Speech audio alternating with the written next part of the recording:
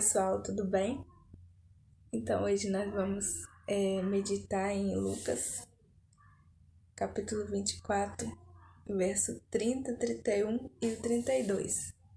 A passagem que fala dos discípulos quando iam a caminho de Emaús. Quem quiser acompanhar, Lucas capítulo 24, versículo 30 ao 32. Diz assim: E aconteceu que, estando com eles à mesa, tomou o pão, o abençoou e partiu e lhe deu. Abriram-se-lhes então os olhos e o conheceram, e ele desapareceu-lhes. E disseram um para o outro: Porventura não ardia em nós o nosso coração quando pelo caminho nos falava e quando nos abria as Escrituras?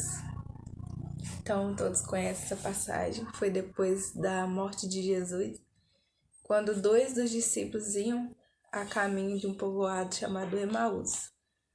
E eles estavam tristes, eles estavam cabisbaixo, conversavam entre si sobre a morte de Jesus, porque eles acharam que Jesus era o que ia remir Israel, era quem ia estar com eles ali permanente e não ia deixar eles só. Eles haviam esquecido por um momento que Jesus prometeu que morreria e ressuscitaria ao terceiro dia, que estaria novamente com eles. Então eles estavam tristes. E quando eles estavam a caminho conversando, de repente surgiu um homem e começou a caminhar com eles. E perguntava o que estava acontecendo, e eles começaram a contar do desenrolar da história que havia acontecido. E de repente eles chegam no local onde eles iam repousar, né? E esse homem que chegou fez como que ia partindo, né? Seguindo o caminho. Então eles insistiram para que ficasse. Fica conosco porque já é tarde. E eles insistiram, então esse homem entrou. E quando eles foram comer, que foi partir o pão, esse homem foi partir o pão, então eles abriram, os olhos dele foram abertos. E eles sentiram que eu conheço esse partir do pão. Eu conheço essa voz, eu conheço esse jeito de partir o pão. Porque era Jesus que estava ali com eles. Jesus estava partindo o pão ali naquele momento. Então, eles estavam tão tristes com a situação que eles não conseguiram perceber o mestre do lado deles. Eles esqueceram da promessa do mestre. E quantas vezes você está tão frustrado, tão desanimado, que você não consegue perceber a presença do mestre do seu lado? Não espere o partir do pão. Não espere. Observe que a palavra do Senhor fala que Jesus ele não nos abandona. Ele está conosco constantemente. Ele morreu, mas ressuscitou.